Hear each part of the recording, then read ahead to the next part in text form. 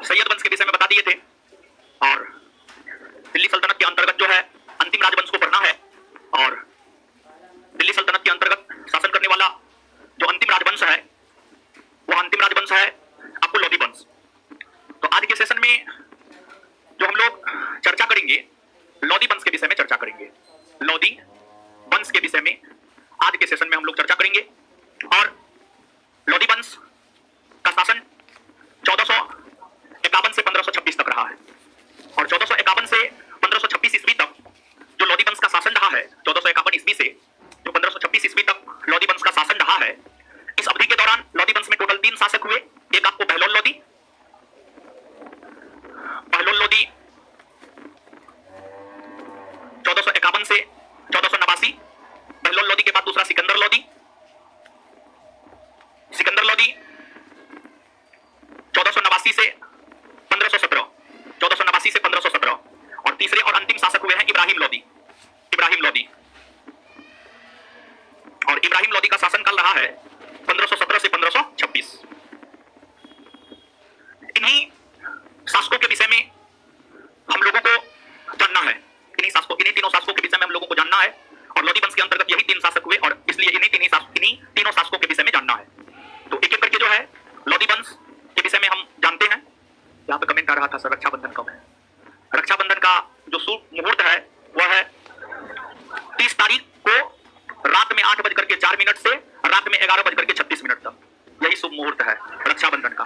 30 तारीख को ही जो है, गलत लोग बोल रहा है कि 30 को भी है 31 को भी है, लोग गलत बोल रहा है, ठीक है। रक्षाबंधन 30 को भी है 31 को भी है, ये बात गलत है। रक्षाबंधन का जो ऐसे राखी बांधने के लिए आप कभी भी बांध सकते हैं, सुबह में भी बांध सकते हैं, शाम में भी बांध सकते हैं, कभी भी बांध सकते हैं, लेकिन दिन में ना 30 तारीख को कोई मुहूर्त है ना 31 तारीख को। 31 तारीख को तो रक्षाबंधन आइए नहीं है, 31 को तो आइए नहीं है। रक्षाबंधन का शुभ मुहूर्त 30 तारीख को रात में 8:04 से 11:36 तक है, यही शुभ मुहूर्त है। अगर आप सच में अपने भाई को मानते हैं आप लोग तो इसी टाइम में राखी बांधिएगा, ऐसे अगर नहीं मानते हैं तो दोपहर में 12 बजे बांध दीजिए, क्या दिक्कत। लेकिन शुभ मुहूर्त वही है जो हम आपको बताएं। हाँ पंडित से हाँ तो वो पंडित है तो उससे क्या मतलब। बिट्टू सर के एक दोस्त काशी के बहुत बड़े पंडित हैं, ठीक है, उन्हीं से पूछे हैं और उसके बाद हमारे नाना भी पंडित है एक छोटे वाले, तो उनसे भी पूछे हैं, वो भी यही बोले हैं। और भी एक दो पंडित से बात हुआ है तो सब तो यही बोला है। कोई टाइम में किसी किसी के टाइम में थोड़ा सा डिफरेंस है, कोई बोला है 9 बजे से, कोई बोला है 8:04 से, लेकिन सब यही बोला है कि 30 तारीख को रात में 8 से 12 के बीच में, 8 बजे शुभ मुहूर्त 8:04 से 11:36, समझिए यही है। तो आप लोग अपने भाई को राखी बांधिएगा तो इसी समय में बांधिएगा, अगर चाहते हैं कि आपका भाई का तरक्की हो जीवन में, आपका भाई आपकी रक्षा करे, समझिएगा। और आप लोग भी अगर बनवाइएगा तो इसी टाइम में बनवाइएगा, समझे। बाद बाकी आप लोग का अपना मन है, जिस भी टाइम बांधना है बनवाना है बांधते रहिए, बनवाते रहिए, 4 दिन तक मनाते रहिए, पूरे साल मनाते रहिए, क्या दिक्कत है, कोई दिक्कत ना है, ठीक है। क्लास का नोटिफिकेशन नहीं आया तो फिर क्लास का नोटिफिकेशन कहाँ देता है, गया हुआ है, टेलीग्राम पे डाला है, दोनों पे डाला है। तो आप जो है देख लिया कीजिए, जिस टाइम में क्लास शुरू होता है 3:15 3:20 में क्लास शुरू होता है तो लाइव हो जाया कीजिए, समझिएगा। आ जाइए अब बहलोल लोधी। देखिए बहलोल लोधी ने लोधी वंश के शासन की स्थापना की। लोधी वंश के शासन की स्थापना की अगर हम बात करें तो लोधी वंश के शासन की स्थापना, लोधी वंश के शासन की स्थापना बहलोल लोधी ने किया, बहलोल लोधी ने किया। और जब बहलोल लोधी शासक बने तो शासक बनने से पहले बहलोल लोधी पंजाब के अंतर्गत सरहिंद के सूबेदार हुआ करते थे, पंजाब के अंतर्गत सरहिंद के सूबेदार हुआ करते थे। सुल्तान बनने से पहले ये सरहिंद के सूबेदार हुआ करते थे, सरहिंद के सूबेदार हुआ करते थे। और फिरोज शाह तुगलक के बाद बहलोल लोधी भी दिल्ली सल्तनत में एक ऐसे शासक हुए जिनका राज्याभिषेक 2 बार हुआ है। विशेष तौर पर एक इतिहासकार है, उसका नाम फरिश्ता है। फरिश्ता नामक इतिहासकार विशेष तौर पर इस बात का विवरण देता है कि जो बहलोल लोधी है, बहलोल लोधी का भी राज्याभिषेक 2 बार हुआ था, बहलोल लोधी का भी राज्याभिषेक 2 बार हुआ। और साथ ही साथ दिल्ली सल्तनत के अंतर्गत आप कुतुबुद्दीन ऐबक से लेकर इब्राहिम लोधी तक सभी शासकों को जब आप पढ़ते हैं तो आप यह पाते हैं कि दिल्ली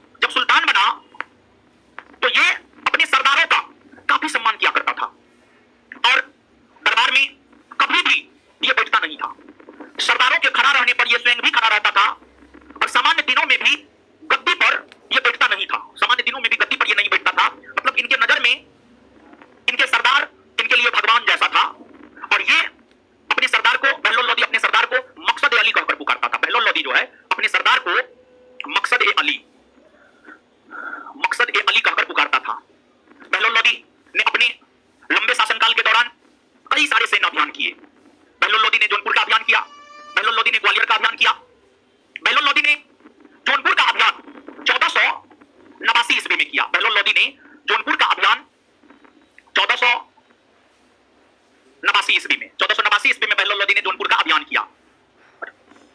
1479 ईस्वी में बहलोल लोदी ने जौनपुर का अभियान किया।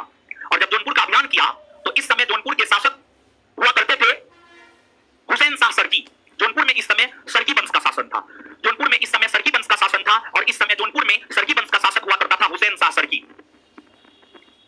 हुसैन शाह सरकी हुसैन शाह सरकी को बहलोल लोदी ने पराजित किया और जौनपुर को जीतकर अपने साम्राज्य में मिला लिया। यह बहलोल लोदी का सबसे बड़ा और सबसे महत्वपूर्ण राजनीतिक अभियान माना गया। बाद के वर्षों में जाकर बहलोल लोदी 1486-87 में ग्वालियर का अभियान किया। 1486-87 में ग्वालियर का अभियान किया और जब 1486-87 में ग्वालियर का अभियान किया तो उस समय ग्वालियर के शासक हुआ करते थे, उनका नाम था रायकर। उस समय ग्वालियर के शासक हुआ करते थे, उनका नाम था रायकर नाम था। और रायकर को भी बहलोल लोदी ने पराजित किया और ग्वालियर को भी जीतकर बहलोल लोदी ने अपने साम्राज्य में मिलाया। और जब ग्वालियर अभियान से ही बहलोल लोदी वापस लौट रहा था तो उसी क्रम में उत्तर प्रदेश के मिलावली नामक स्थान पर बहलोल लोदी को लू लग गया। उत्तर प्रदेश के मिलावली नामक स्थान पर बहलोल लोदी को लू लग गया और लू लगने के कारण ही 1489 ईस्वी में बहलोल लोदी की मृत्यु हो गई। 1489 ईस्वी में बहलोल लोदी की मृत्यु हो गई। बहलोल लोदी की मृत्यु होने के बाद बहलोल लोदी के कुल 9 पुत्र संतान थे। 9 पुत्र था बहलोल लोदी को। 9 बहलोल लोदी के जो 9 पुत्र संतान थे उसमें से बहलोल लोदी का तीसरा पुत्र निजाम खां, बहलोल लोदी का तीसरा पुत्र निजाम खां सिकंदर लोदी के नाम से गद्दी पर बैठा। सिकंदर लोदी के नाम से गद्दी पर बैठा। तो जो बहलोल लोदी है, बहलोल लोदी के बाद अगला शासक सिकंदर लोदी बना है जो कि बहलोल लोदी का तीसरा बेटा था। और सिकंदर लोदी के मूल नाम की अगर हम बात करें तो सिकंदर लोदी का मूल नाम हुआ करता था निजाम खां। सिकंदर लोदी का मूल नाम क्या हुआ करता था आपको? निजाम खां सिकंदर लोदी का मूल नाम हुआ करता था। और सिकंदर लोदी एक साम्राज्यवादी सुल्तान था। शासक बनने के बाद इन्होंने कई सारे सैन्य अभियान किए और कहा जाता है कि तैमूर 1398 में भारत पर आक्रमण किया। तैमूर के आक्रमण के बाद अगर किसी सुल्तान ने दिल्ली सल्तनत के साम्राज्य का सबसे ज्यादा विस्तार किया है तो वह आपको सिकंदर लोदी था। तैमूर का आक्रमण 1398 में हुआ है। तैमूर के आक्रमण के बाद दिल्ली सल्तनत के साम्राज्य का सबसे ज्यादा विस्तार अगर किसी सुल्तान ने किया है तो उस सुल्तान का नाम है आपको सिकंदर लोदी। उस सुल्तान का नाम है सिकंदर लोदी की अगर बात की जाए तो सिकंदर लोदी ने साम्राज्य विस्तार के साथ साथ कई सारे सुधारात्मक कार्य भी अपने समय में सिकंदर लोदी ने किया। और सिकंदर लोदी भी अपने पिता की भांति अपने सरदारों का काफी सम्मान किया करता था। और सिकंदर लोदी ने यहां तक कहा कि अगर मैं अपने किसी गुलाम को भी पालकी पर बैठा दूं और अपने सरदार को कहूं कि उसे कंधा पर उठा ले तो हमारे सरदार उस गुलाम को भी अपने कंधा पर उठा लेगा। देखिए, सम्मान जब भी होता है दोनों तरफ से होता है। आप किसी का सम्मान करेंगे तो तभी आप सम्मान पाएंगे। अगर आप किसी का सम्मान नहीं करेंगे तो आप सम्मान नहीं पाएंगे। तो इसलिए अगर आप चाहते हैं कि आप सम्मान पाएं तो पहले आप सम्मान करना सीखिए लोगों का। और अगर आप लोगों का सम्मान करेंगे तो स्वाभाविक तौर पर आप लोगों से सम्मान पाएंगे भी। तो सिकंदर लोदी अपने सरदार का काफी सम्मान किया करता था और सिकंदर लोदी अपने सरदार का काफी सम्मान किया करता था। इसलिए सिकंदर लोदी अपने सरदार का काफी सम्मान किया करता था, इसलिए सरदार भी इनका सम्मान किया करता था। और सिकंदर लोदी ने ही 1504 ईस्वी में जो है आपको 1504 ईस्वी में आगरा नामक शहर को बसाया। और सिकंदर लोदी ने आगरा नामक शहर को बसाकर अपनी राजधानी आगरा को बनाया। और आगरा से ही इन्होंने अपने शासन को लगातार जारी रखा।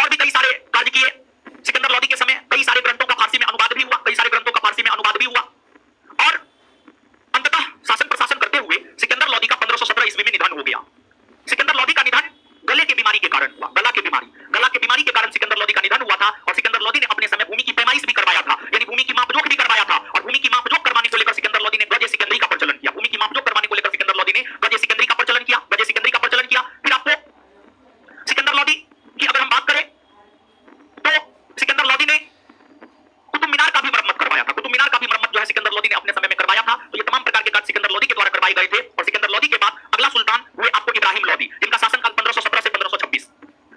दिल्ली सल्तनत के अंतर्गत शासन करने वाले अंतिम सुल्तान, दिल्ली सल्तनत के अंतर्गत शासन करने वाले अंतिम सुल्तान जो है आपको इब्राहिम लोदी हुए। और इब्राहिम लोदी अपने सरदारों का सम्मान नहीं किया करता था, अपने सरदारों का सम्मान नहीं किया करता था। और इब्राहिम लोदी ने यह कहा करता था कि राजा का कोई सगा नहीं होता है, राजा का कोई सगा नहीं होता है, राजा का कोई सगा नहीं होता है, राजा का कोई सगा नहीं होता है, यह इब्राहिम लोदी ही कहा करता था। और इन्होंने अपने सरदारों का दमन किया। और इब्राहिम लोदी ने 1518 ईस्वी में ग्वालियर का अभियान किया और इब्राहिम लोदी ने 1518 में ग्वालियर का अभियान करके ग्वालियर को जीता। और फिर इब्राहिम लोदी ने 1518 ईस्वी में खतौली का युद्ध लड़ा। इब्राहिम लोदी ने 1518 ईस्वी में खतौली का युद्ध लड़ा, खतौली का युद्ध लड़ा। खतौली के युद्ध की अगर हम बात करें तो जो खतौली का युद्ध है यह इब्राहिम लोदी और राणा सांगा के बीच हुआ था, यह इब्राहिम लोदी और राणा सांगा के बीच हुआ था। और इस युद्ध में कहा जाता है कि इब्राहिम लोदी की हार हुई और राणा सांगा की जीत हुई। और इस युद्ध में इब्राहिम लोदी के हारने का जो कारण था वह यह था कि इब्राहिम लोदी के सरदारों ने इस युद्ध में इब्राहिम लोदी का साथ नहीं दिया, इब्राहिम लोदी के सरदारों ने युद्ध में इब्राहिम लोदी का साथ नहीं दिया। इसी कारण जो है युद्ध में आपको इब्राहिम लोदी की हार हो गई, युद्ध में इब्राहिम लोदी की हार हो गई। और इसके बाद सरदारों के साथ और भी उदंड व्यवहार, गलत व्यवहार, दुर्व्यवहार इब्राहिम लोदी ने किया। और जब अपने सरदारों को लेकर इब्राहिम लोदी ने काफी उदंडतापूर्ण व्यवहार किया तो इससे इनके सरदार सब काफी नाराज हो गए और इनके सरदारों ने ही बाबर को आमंत्रित किया भारत पर आक्रमण करने को लेकर। इब्राहिम लोदी के चाचा आलम खान लोदी, फिर आपको दौलत खान लोदी और राणा सांगा, ये सभी लोग इब्राहिम लोदी से काफी परेशान थे। और फिर जब इब्राहिम लोदी दिल्ली सल्तनत का सुल्तान था तो उनके समय बाबर भारत पर आक्रमण करना शुरू कर चुका था। बाबर भारत पर आक्रमण 1519 ईस्वी से ही करना शुरू कर चुका था। तो बाबर भारत पर बार-बार आक्रमण कर रहा था। तो दौलत खान लोदी, आलम खान लोदी, राणा सांगा, इन लोगों को लग रहा था कि बाबर तैमूर का वंशज है, जैसे तैमूर भारत आया, भारत को लूटा, वापस चला गया, तो बाबर भी भारत आएगा, भारत को लूटेगा, वापस चला जाएगा। ये सोच दौलत खान लोदी, आलम खान लोदी, राणा सांगा रखते थे। और इसी वजह से इन लोगों ने, दौलत खान लोदी, आलम खान लोदी, राणा सांगा ने बाबर को भारत पर आक्रमण करने को लेकर आमंत्रण 1524 में दिया। 1524 में बाबर को भारत पर आक्रमण करने को लेकर आमंत्रण मिला और उस आमंत्रण को बाबर ने स्वीकार किया। और फिर बाबर ने इब्राहिम लोदी के राज्य पर आक्रमण किया। और फिर जब बाबर इब्राहिम लोदी के राज्य पर आक्रमण किया तब पश्चात बाबर और इब्राहिम लोदी के बीच 21 अप्रैल 1526 को 21 अप्रैल 1526 को पानीपत के मैदान में बाबर और इब्राहिम लोदी के बीच युद्ध हुआ, जिस युद्ध को इतिहास में पानीपत का प्रथम युद्ध कहा जाता है, पानीपत का प्रथम युद्ध कहा जाता है। और जो पानीपत का प्रथम युद्ध है यह आपको बाबर और इब्राहिम लोदी के बीच हुआ, बाबर और इब्राहिम लोदी के बीच हुआ, बाबर और इब्राहिम लोदी के बीच हुआ, बाबर और इब्राहिम लोदी के बीच हुआ। और इस युद्ध में कहा जाता है कि बाबर, इस युद्ध में जो है बाबर की जीत हुई और इब्राहिम लोदी की हार हुई। इस युद्ध में इब्राहिम लोदी के हार के पीछे जो कारण था, इस युद्ध में इब्राहिम लोदी के हार के पीछे जो कारण था वह कारण यह था कि इब्राहिम लोदी के सरदारों ने इस युद्ध में इब्राहिम लोदी का साथ नहीं दिया, इब्राहिम लोदी के सरदारों ने इस युद्ध में इब्राहिम लोदी का साथ नहीं दिया। इसी वजह से इस युद्ध में इब्राहिम लोदी की हार हुई और बाबर ने इब्राहिम लोदी को पराजित कर युद्ध भूमि में ही मार दिया। और पूरे दिल्ली सल्तनत के अंतर्गत एकमात्र सुल्तान इब्राहिम लोदी हुए जो युद्ध भूमि में मारे गए। पूरे दिल्ली सल्तनत के अंतर्गत जो है एकमात्र सुल्तान इब्राहिम लोदी हुए जो कि आपको युद्ध भूमि में मारे गए, जो कि युद्ध भूमि में मारे गए। पानीपत के प्रथम युद्ध ने दो काम किया। पानीपत के प्रथम युद्ध ने एक काम यह किया कि पानीपत के प्रथम युद्ध ने एक काम यह किया कि दिल्ली सल्तनत के शासन का अंत कर दिया, दिल्ली सल्तनत के शासन का अंत कर दिया। और पानीपत के प्रथम युद्ध ने दूसरा काम यह किया कि भारत में मुगल वंश के शासन को स्थापित कर दिया, भारत में मुगल वंश के शासन को स्थापित कर दिया। ये दो प्रकार के काम जो है आपको पानीपत के प्रथम युद्ध ने किया। दिल्ली सल्तनत के बाद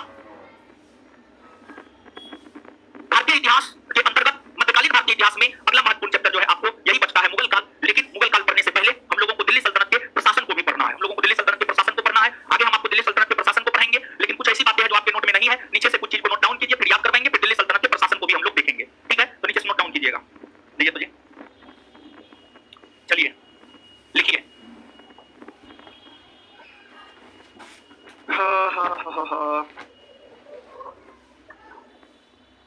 लिखिएगा। इतिहासकार फरिश्ता के अनुसार, इतिहासकार फरिश्ता के अनुसार, इतिहासकार फरिश्ता के अनुसार, इतिहासकार फरिश्ता के अनुसार बहलोल लोदी, बहलोल लोदी, बहलोल लोदी एक ऐसे शासक हुए, बहलोल लोदी एक ऐसे शासक हुए जो, बहलोल लोदी एक ऐसे शासक हुए जो, बहलोल लोदी एक ऐसे शासक हुए जो जो जो दो बार अपना राज्याभिषेक करवाया, जो दो बार अपना राज्याभिषेक करवाया। साथ ही साथ उसी में, साथ ही साथ, साथ ही साथ सबसे अधिक वर्षों तक, साथ ही साथ सबसे अधिक वर्षों तक, साथ ही साथ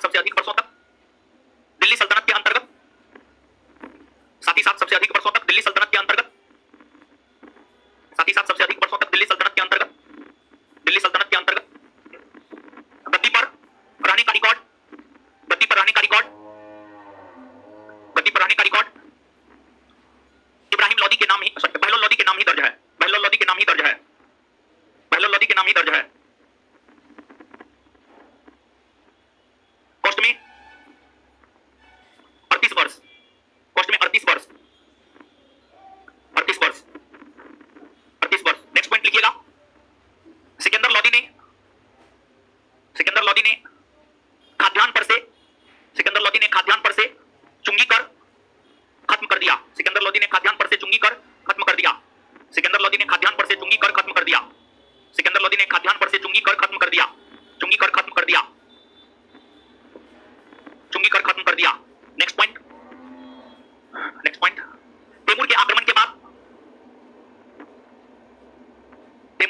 बाद दिल्ली सल्तनत के साम्राज्य का सबसे ज्यादा विस्तार। तैमूर के आक्रमण के बाद दिल्ली सल्तनत के साम्राज्य का सबसे ज्यादा विस्तार। तैमूर के आक्रमण के बाद दिल्ली सल्तनत के साम्राज्य का सबसे ज्यादा विस्तार सिकंदर लोदी ने किया। सिकंदर लोदी ने किया। नेक्स्ट पॉइंट, सिकंदर लोदी विद्वानों का काफी सम्मान करता था।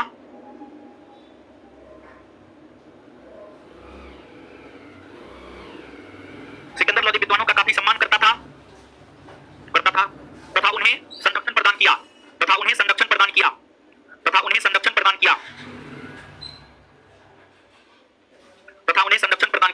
प्रत्येक रात 70 विद्वान उसके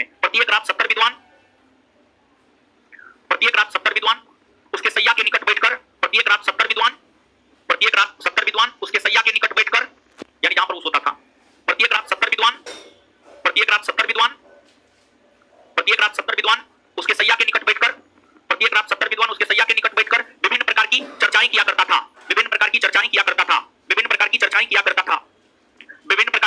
करता था। नेक्स्ट पॉइंट, फिरोज शाह तुगलक की भांति सिकंदर लोदी भी, नेक्स्ट पॉइंट, फिरोज शाह तुगलक की भांति सिकंदर लोदी भी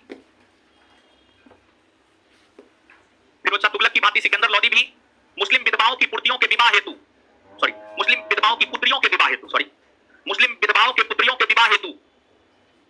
फिरोज शाह तुगलक की भांति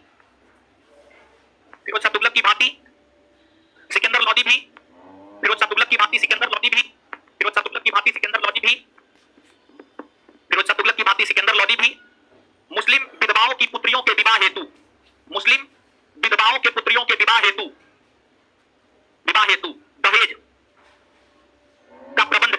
दहेज का प्रबंध किया।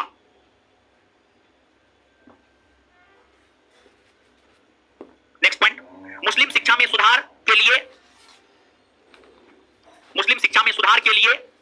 सिकंदर लोदी ने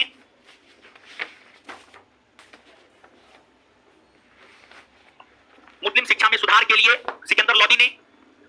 सुधार के लिए सिकंदर लोदी ने शेख अब्दुल्ला और शेख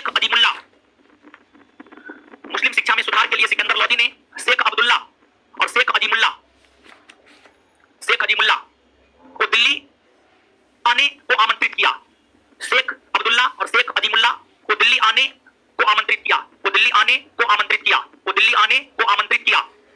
आमंत्रित किया। Full stop. आगे, इब्राहिम लोदी कहा करता था कि राजा का कोई सगा नहीं होता है। इब्राहिम लोदी कहा करता था कि राजा का कोई सगा नहीं होता है। चलिए अब क्या कीजिएगा, अब एक बार नोट को पढ़िए और फिर जो कॉपी में लिखा है उसको पढ़िए और फिर हम आपको याद करवाएंगे। फिर दिल्ली सल्तनत के प्रशासन को भी हम लोग देखेंगे, ठीक है। ऑनलाइन वाले लोग आप लोग को भी बोले हैं याद करने के लिए, पढ़ने के लिए बोले। पढ़िए जल्दी से, जल्दी पढ़िए।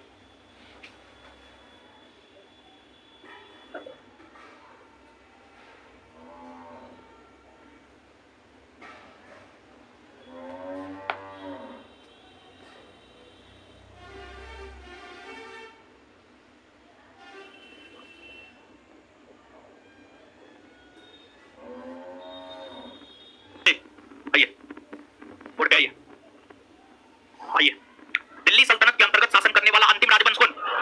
अंतिम राजवंश।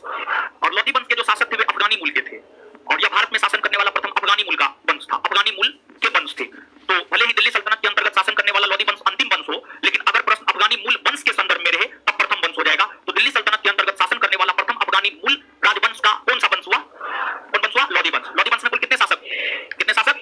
कौन? पहलोल लोदी, सिकंदर लोदी और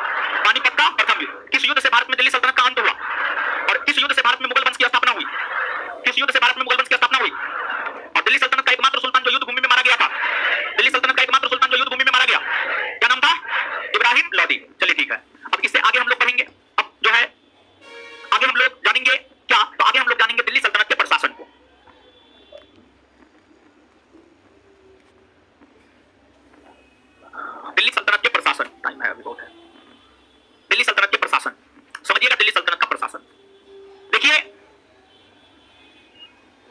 जिस प्रकार आपने गुप्तकालीन प्रशासन को देखा है, मौर्यकालीन प्रशासन को देखा है, गुप्तकालीन प्रशासन और मौर्यकालीन प्रशासन, दोनों प्रशासन को देखते हुए आप यह पाए होंगे कि प्रशासन के शीर्ष पर राजा हुआ करता था। उसी प्रकार से जो दिल्ली सल्तनत की प्रशासन थी, दिल्ली सल्तनत के प्रशासन के अंतर्गत प्रशासन के शीर्ष पर सुल्तान हुआ करते थे। दिल्ली सल्तनत के अंतर्गत जो है प्रशासन के शीर्ष पर हुआ करता था सुल्तान, और प्रशासन के शीर्ष पर सुल्तान हुआ करते थे। इसलिए सभी प्रकार के निर्णय सुल्तान के द्वारा ही लिए जाते थे। और आप जब गुप्तकालीन प्रशासन और मौर्यकालीन प्रशासन को पढ़े होंगे तो वहां पर हम इस बात का जिक्र किए थे कि राजा को उसके कार्यों में सहायता देने के लिए एक मंत्री परिषद होता था। राजा को उसके कार्यों में सहायता एवं सहयोग देने के लिए एक मंत्री परिषद होता था। उसी प्रकार से अगर बात दिल्ली सल्तनत, क्या हो रहा है, उसको भेजिए भेजिए भेजिए भेजिए, उस सब लड़का को तुम खोलते रहते हैं, दिव्या बार के खोलते। देखिए आइए आइए, देखिए देखिए, आइए आइए, नीचे मेरा ना, ऊपर नहीं चढ़ना। हाँ, क्या क्या हो रहा है? हाँ, तो पानी पीने जा रहे थे। ये क्या ये खोल करके पूरा रख ले। कहाँ घर है जी? रोहतास। रोहतास का आदमी तो पढ़ने लिखने वाला होता है जी, पढ़ते लिखते हैं। तो आप लगते तो नहीं है वैसे। आप तो देखिए वहां से निकल करके पानी पीने के लिए अगर जाना होता तो सीधे जाके आप पानी पीते। आप तो निकल करके सामने वाले से बतिया रहे थे। क्या बतिया रहे थे? क्या नींद लग रहा था? दाल भात चोखा दबा के खा के आए? क्या खा के आए? दाल चावल सब्जी, कौन सी सब्जी? परवल आलू का। ओह, तो प्यास लग गया आपको। अच्छा बताइए, तो दो चार को क्वेश्चन पता चलेगा पढ़ते हैं कि नहीं पढ़ते। बताइए, मोहम्मद बिन कासिम जो सिंध पर आक्रमण किया, उन्होंने ब्रह्मनवाद पर आक्रमण किया, आरोप पर आक्रमण किया, मुल्तान पर आक्रमण किया। उनके आक्रमण का क्रम क्या था? देवल पर आक्रमण किया, सब जगह आक्रमण किया। उसके आक्रमण का क्रम है वो तो ठीक है। मुल्तान पर, पहले मुल्तान पर आक्रमण किया। अब महाराज आप क्वेश्चन समझे? पहले क्वेश्चन समझे जी आप लोग? अच्छा छोड़िए, ये क्वेश्चन थोड़ा डीप में चल गया, ऊपर ऊपर से। आगे बताइए आप, भारत में पराजित होने वाला प्रथम तुर्की मुसलमान? ये मॉडरेट क्वेश्चन है। मोहम्मद गौरी। हाँ ठीक है। अच्छा आगे बताइएगा कि कांची में कैलाशनाथ मंदिर का निर्माण कौन करवाया? हाँ पढ़ाए हुए राजराज प्रथम ना, नरसिंह वर्मन द्वितीय, नरसिंह वर्मन द्वितीय। ठीक है, तो हम बृहदेश्वर थोड़े पूछे थे, हम पूछेंगे हम, आप जवाब दीजिएगा। मिली सीधा कर रही महाराज। जाइए जाइए जाइए जाइए, मस्त मोला लड़का है जी। ठीक है ठाक, पढ़ता उड़ता है। एक क्वेश्चन का जवाब दिया ना। ठीक, चलिए आगे आइए, उसको पानी पीने के लिए जाने दीजिए जी। चलिए आगे आइएगा। तो दिल्ली सल्तनत के अंतर्गत प्रशासन के शीर्ष पर सुल्तान हुआ करते थे, और सुल्तान को उसके कार्यों में सलाह एवं सहयोग देने के लिए एक मंत्री परिषद होता था। सुल्तान को उसके कार्यों में सलाह एवं सहयोग देने के लिए एक मंत्री परिषद होता था। और सुल्तान को सलाह एवं सहयोग देने के लिए जो एक मंत्री परिषद होता था, जो एक मंत्री परिषद होता था, उस मंत्री परिषद को मजलिस ए खलवत कहा जाता था। उस मंत्री परिषद को मजलिस ए खलवत कहा जाता था। मजलिस ए खलवत, मजलिस ए खलवत कहा जाता था। और जो मजलिस ए खलवत होता था, यह एक प्रकार का मंत्री परिषद होता था। जैसे आज के डेट में हमारे मोदी जी हैं, हमारे मोदी जी को उनके कार्यों में सलाह एवं सहयोग उनका मंत्री परिषद देता है। ऐसे तो मोदी जी और उनका मंत्री परिषद राष्ट्रपति को उसके कार्यों में सलाह एवं सहयोग देता है संवैधानिक तौर पर, लेकिन वास्तविक तौर पर जो है प्रधानमंत्री को उसके कार्यों में सलाह एवं सहयोग उनका मंत्री परिषद देता है। संवैधानिक तौर पर राष्ट्रपति को मंत्री परिषद सलाह एवं सहयोग देता है, लेकिन वास्तविक तौर पर मंत्री परिषद प्रधानमंत्री को उसके कार्यों में सलाह एवं सहयोग देता है। और मंत्री परिषद की बैठक बुलाई जाती है, कैबिनेट की बैठक बुलाई जाती है, और कैबिनेट की बैठक में हर प्रकार का निर्णय वर्तमान समय में हमारी केंद्र की मोदी सरकार के द्वारा ली जाती है। उसी प्रकार से दिल्ली सल्तनत के अंतर्गत सुल्तान जो कोई निर्णय लेते थे, उसको लेकर एक बैठक आयोजित किया जाता था, उसको लेकर एक बैठक आयोजित किया जाता था, और उस बैठक के अनुरूप ही जो है आपको निर्णय हुआ करते थे। तो जो मंत्री परिषद होता था, जिसे मजलिस ए खलवत कहा जाता था, मजलिस ए खलवत की बैठक जहां हुआ करती थी उसे मजलिस ए खास कहा जाता था। मजलिस ए खलवत की बैठक जहां हुआ करती थी उसे मजलिस ए खास कहा जाता था, उसे मजलिस ए खास, मजलिस ए खास कहा जाता था, उसे मजलिस ए खास कहा जाता था। समझ गए?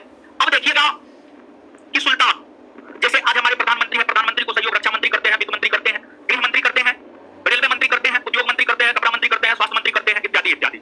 उसी प्रकार से जो है सुल्तान को उसके कार्यों में सलाह एवं सहयोग, सुल्तान को उसके कार्यों में सहयोग देने का काम जो है अलग अलग विभाग किया करता था। अलग अलग विभाग के अलग अलग मंत्रीगण जो है सुल्तान को उसके कार्यों में सहयोग करने का काम किया करते थे। और दिल्ली सल्तनत की प्रशासनिक व्यवस्था के अंतर्गत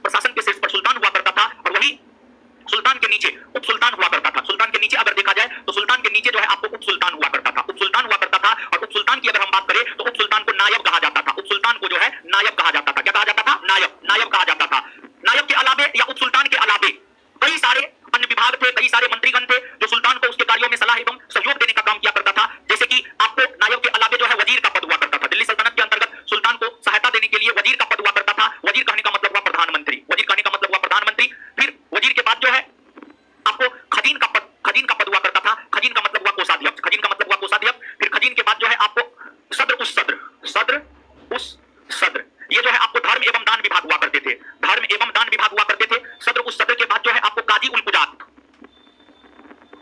काजी उल कुजात, ये जो है आपको न्याय विभाग हुआ करता था। काजी उल कुजात की अगर हम बात करें तो ये जो है आपको न्याय विभाग हुआ करता था, न्याय विभाग हुआ करता था। काजी उल कुजात के बाद जो है आपको दीवान ए रसातल, दीवान ए रसातल जो है विदेश विभाग हुआ करता था। दीवान ए रसातल जो है आपको क्या हुआ करता था? विदेश विभाग, विदेश विभाग हुआ करता था।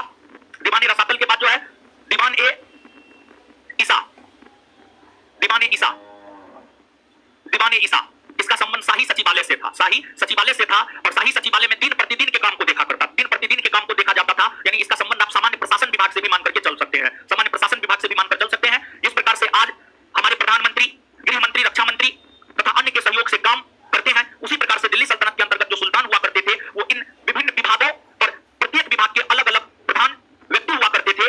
और इन विभागों के माध्यम से जो है सुल्तान अपने कार्यों को आगे बढ़ाने का जो है आपको काम किया करते थे। और दिल्ली सल्तनत के प्रशासनिक व्यवस्था के अंतर्गत आप यह पाएंगे कि सुल्तानों ने कई सारे अलग अलग विभागों का गठन किया। जैसे कि जब हम आपको दिल्ली सल्तनत के सुल्तानों के विषय में पढ़ा रहे थे, जब हम आपको बलबन के विषय में पढ़ाए थे, तो हमने आपको बताया था कि बलबन, अगर बलबन की हम बात करें तो बलबन ने जो है दीवान ए अर्ज नामक सैन्य विभाग का गठन किया। अलाउद्दीन खिलजी की हम बात करें तो उन्होंने दीवान ए मुस्तखराज नामक वित्त विभाग का गठन किया। मोहम्मद बिन तुगलक की अगर हम बात करें तो मोहम्मद बिन तुगलक ने जो है आपको दीवान ए कोही नामक कृषि विभाग का गठन किया। फिर फिरोज शाह तुगलक को अगर आप देखेंगे तो उन्होंने दीवान ए बंदगान नामक दास विभाग, दीवान ए खैरात नामक दान विभाग और दीवान ए इस्तिहाक नामक पेंशन विभाग का गठन फिरोज शाह तुगलक ने किया। तो ये तमाम विभाग है जिन विभागों का निर्माण अलग अलग सुल्तानों के द्वारा किया गया है। इसमें आपके बिहार दरोगा परीक्षा में दो विभाग के विषय में पूछा जा चुका है, एक दीवान ए कोही के विषय में पूछा जा चुका है और एक दीवान ए मुस्तखराज के विषय में पूछा जा चुका है। आगे आने वाले दिनों में दीवान ए अर्ज के विषय में पूछ दे, दीवान ए बंदगान के विषय में पूछ दे, इसको आप याद रखिएगा। और साथ ही साथ देखिए जितने भी महान सुल्तान हुए दिल्ली सल्तनत में, कहने के लिए तो अनेकों सुल्तान हुए, ऐबक से लेकर के इब्राहिम लोदी तक अनेकों सुल्तान हुए, लेकिन महान सुल्तान में नाम इल्तुतमिश का आता है, बलबन का आता है, अलाउद्दीन खिलजी का आता है, मोहम्मद बिन तुगलक का आता है, फिरोज शाह तुगलक का आता है। इन सुल्तानों का नाम महान शासकों में आता है, महान सुल्तानों में इन शासकों का नाम आता है। और अलग अलग सुल्तान के समय वजीर के पद पर अलग अलग व्यक्ति बैठे हुए थे। तो स्पेशली वजीर के संदर्भ में जैसे आपसे पूछ लिया जाता है इल्तुतमिश के समय दिल्ली सल्तनत के वजीर कौन थे, बलबन के समय दिल्ली सल्तनत के वजीर कौन थे, इस बात का जिक्र जो है आपके नोट में है। तो किसके समय कौन वजीर के पद पर था, इस बात को जो है आप निश्चित तौर पर याद कर लीजिएगा, क्योंकि यहाँ से प्रश्न आता है। तो कुल मिलाकर के अगर आप देखेंगे तो प्रशासन में हम आपको इकता प्रथा से पहले तक बता दिए हैं। आपको एक बार इसको नोट में पढ़ना है, आप जल्दी से नोट में इसको पढ़िए, पढ़िए, प्रशासन को पढ़िए, फिर याद कर पाएंगे।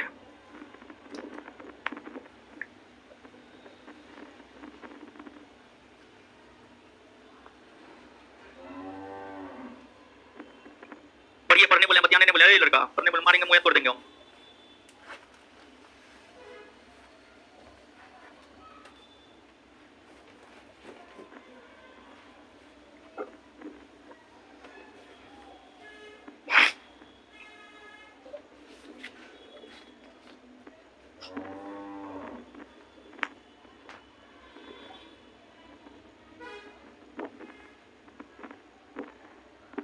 पढ़िए जी, पढ़ लिए।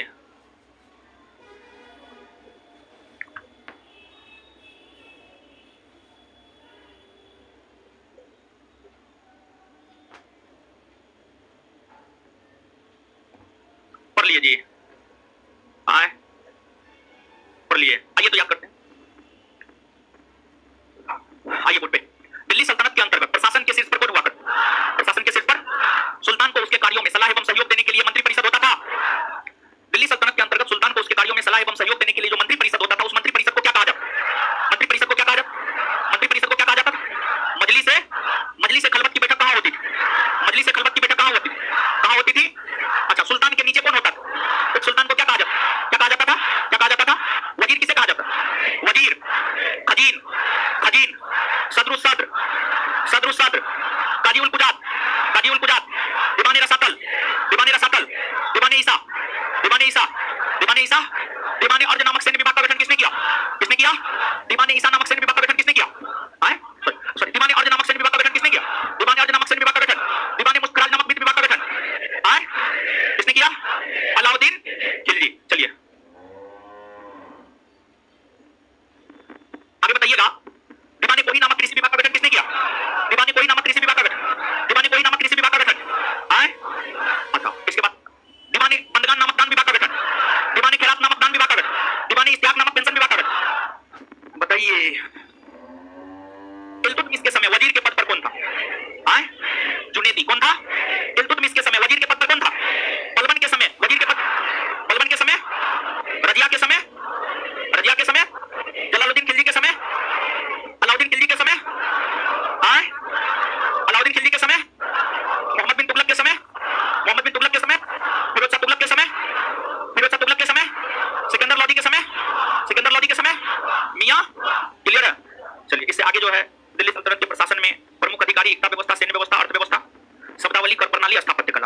और लगेगा, एक दिन में ही खत्म हो जाएगा। ठीक है, इसे आगे आप अगले क्लास में पढ़ाएंगे। ठीक है, अब आगे कुछ महत्वपूर्ण सूचना है, उस सूचना को सुन लीजिए और फिर आगे बढ़ेंगे हम लोग।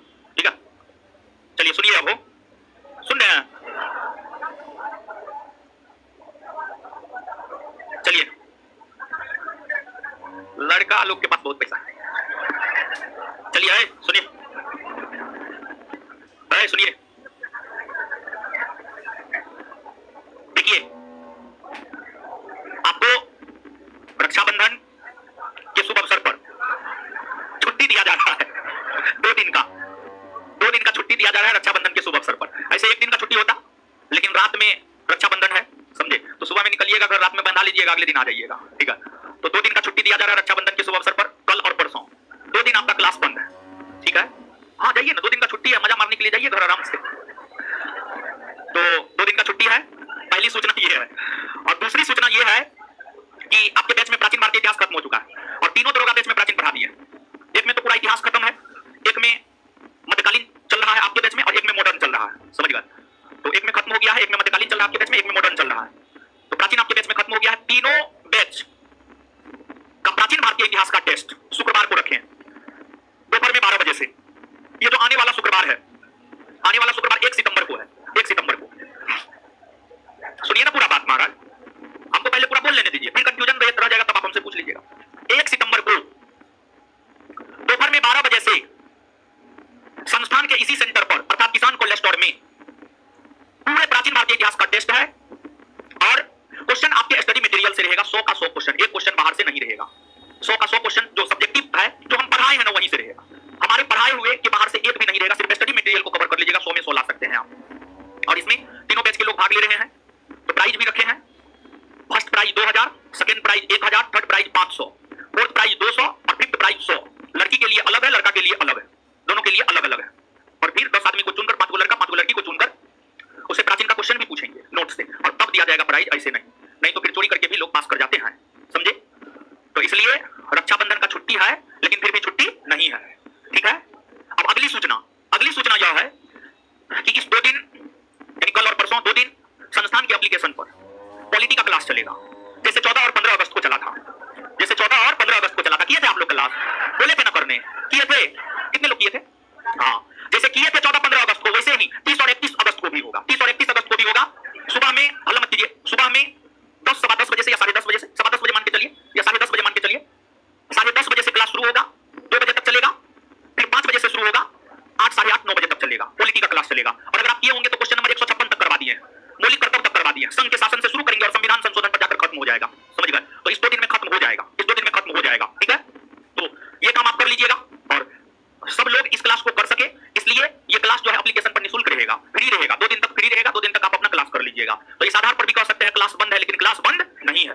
ठीक है, इसके बाद एक और महत्वपूर्ण सूचना यह है कि जो है रक्षाबंधन के शुभ अवसर पर संस्थान की लड़की को बिहार पुलिस का क्वेश्चन बैंक निःशुल्क दिया जा रहा है।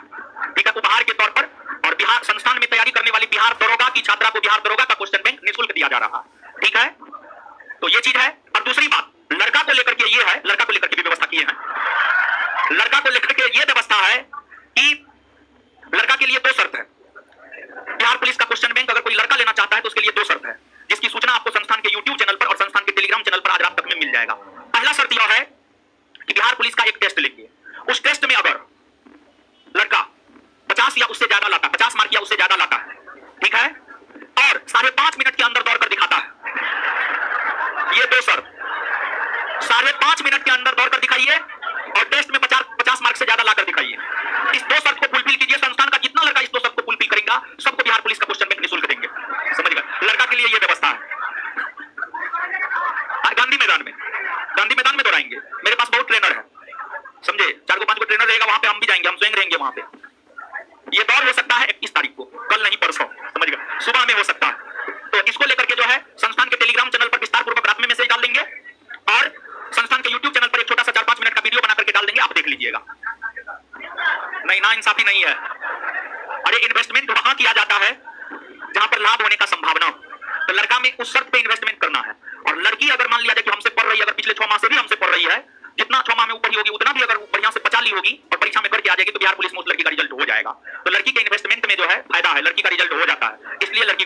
रहा है, समझ गए? आए नहीं, दोनों कंडीशन, दोनों कंडीशन, एक नहीं दोनों कंडीशन को जो फुलफिल करेगा उसी का बिहार पुलिस में रिजल्ट होगा। तो इसलिए दोनों कंडीशन मान्य होगा, ठीक है, एक कंडीशन नहीं। आए 6 बजे सुबह में